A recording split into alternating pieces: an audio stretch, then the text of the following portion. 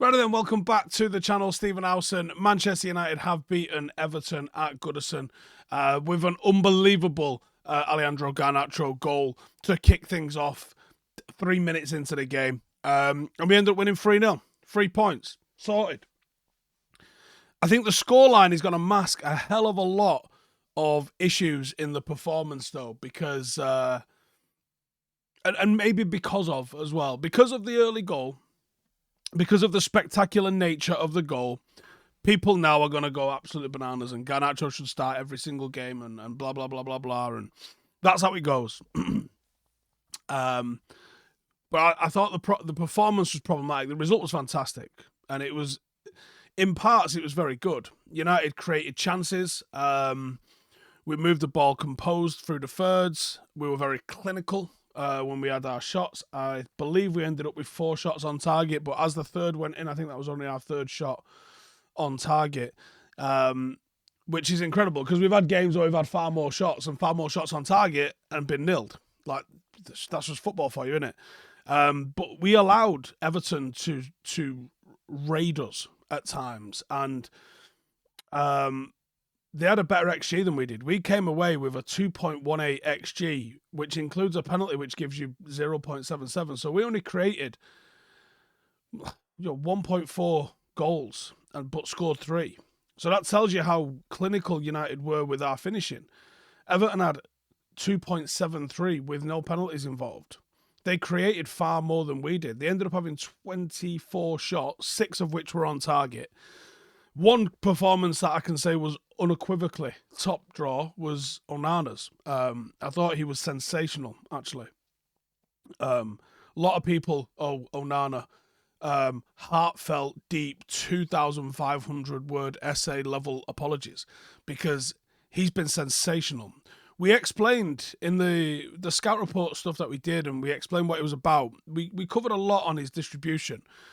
But we actually said, look, if you look at the stats, actually, from a shot-stopping point of view, last season he was better than De Gea in terms of shot-stopping. So it shouldn't come as a surprise to anybody. And right now, he's on 5 clean sheets, of which nobody has more in the Premier League. And this is him behind a second-choice Manchester United defence, which is behind a Christ knows what choice Manchester United midfield, which is behind a Manchester United forward line, which had only had 1 goal in it all Premier League season, which is actually bonkers, isn't it? And then all 3 starting forwards get a goal today. Not bad, I would say, in the way that shook off. But like I said, there were still problems within.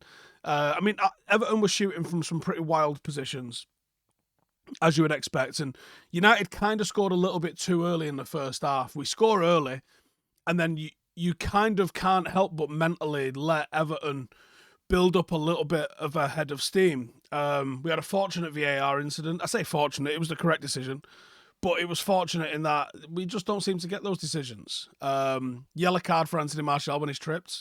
At least that gets rescinded. Was confused a little bit at the time as to why Ashley Young managed to stay on the pitch, but I think it's not the double jeopardy thing. The double jeopardy is a straight red, right? I think it's because it can't issue yellow card. I don't think VAR is allowed to issue yellow cards. I think it can cancel yellow cards when it's a clearly wrong decision in the manner that it was, or it can issue straight red cards. I don't think it gets a yellow card decision. So I think that's the reason why Ashley Young managed to stay on the pitch. And I don't think he'll be wanting to come on Vibrant 5 at any point in the near future to discuss anything. But that aside, I thought Garnacho had a fairly quiet game. Marcus Rashford had a fairly quiet game. It just didn't seem like anything was going for either of them. Outside of his goal, I thought Anthony Martial had a quiet to poor game. His goal was brilliant, and it was exactly the sort of thing you want Anthony Martial running ahead of the ball. It was a great through ball from Bruno, and Martial's tucked it away with an Anthony Martial level finish. You got to hold your hands up and say congratulations, well done. That was really good football. But it was still quiet from that forward 3. I thought Bruno had a better performance, a more of a captain's performance, more of a team performance, one where we had to battle. But I think the man of the match for me, and I know it got given to Garnacho in the game, but the man of the match for me was Kobbie Mainoo, who I thought was ridiculous. Just from the first minute, it was the composure level of him. Just seeing him work defensively, seeing him take the ball and be so unruffled, so relaxed, so composed with the ball. He was just making really, really, really good decisions. You know, every time he got on the ball, he had time on the ball. Every time he got it's like every decision that he made was the correct decision. Like, he didn't put a foot wrong, in my opinion.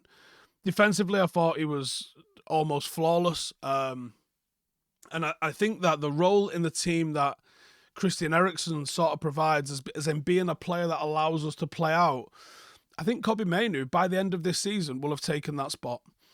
And it's mad because you think, hang on, we had Amrabat on the bench, and this is the role I think Amrabat's here to do. Kobbie Mainoo has done it to a higher degree in 60 minutes today than we've seen out of Amrabat all season, and I wanted us to get Amrabat in, but this kid is a joke. You know, if you go back to that Arsenal game on pre-season and just see the level of performance that Mainoo put in, wow. Just wow. You know, he in that game, you've got £100 million signing in Rice, who actually is not looking ridiculous at 100 million at the moment for Arsenal, and he was completely overshadowed by Mainoo. You know, just wow. That's all I can say is wow. And he's shown us again why today. And actually, as mad as it sounds, that was his first Premier League start. And we've missed him. And I don't know, how have you missed a player who literally made his first start today? You could see it in pre-season. We didn't play him against Real Madrid, and it kind of like halted our progress because we was great up until then in pre-season. And then it was like, now what? And yes, that Garnacho overhead kick, it might be one of the best I've seen from a technical point of view. It was technically better than Wayne Rooney's. The occasion of Wayne Rooney's might level it up. It's to score a winner in a Manchester derby, but it did it his shin. Garnacho's, from a technical point of view, was infinitely better. You can fight amongst yourselves which one was actually the best. I don't care. Both of them counted as far as I'm concerned, and both of them were great finishes. But in terms of his game, he only completed 9 passes. He only completed 1 take-on. It was a quiet game for him. And I don't want people to overhype what we saw out of him in terms of that. Yes, it was a sensational finish, and I think he had did have a couple of shots. I think I remember him having a couple of shots. Let me just see if I can see. 3 attempts. It was the only one on target. Yeah, he's got an eye for the spectacular. I'll give him that. He absolutely has an eye for the spectacular. And I don't think he's lacking confidence, so I couldn't say that, this will be a game that gives him a bit of confidence.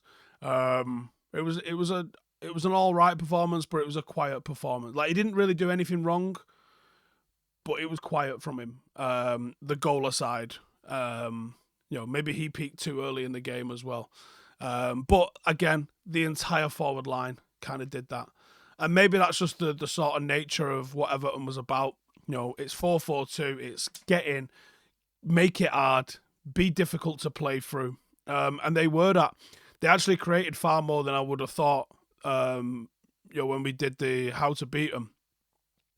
Defensively, we got what we sort of thought we would do from them. Maybe more, but offensively, they were far better than I thought they would be. Again, it was a sort of game that defensively sort of suits Maguire's game, but there were still shaky moments in there from him. Victor Lindelof, that pass for the opening goal was like hang it in the Louvre. It was absolutely fantastic. It was great to see Luke Shaw back in the team.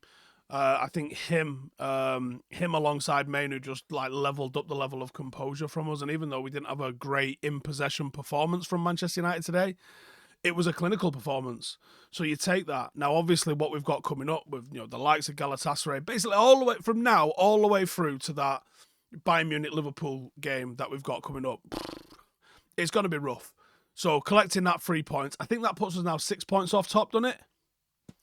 I'll take it with how bad we've been this season, but we are still in pursuit of a big performance from Manchester United. As good as that was, and as clinical as that was, that's all I can call it, clinical, because it was, and that was good. And we saw some good goals, but the level of the entire team performance has got to start going through the gears a little bit now, and maybe at the right time, because we're about to hit some fucking big opposition. But anyway, I enjoyed the goals, if not the performance. And I'll take that all the way through to that Liverpool game if we have to. See you in a bit.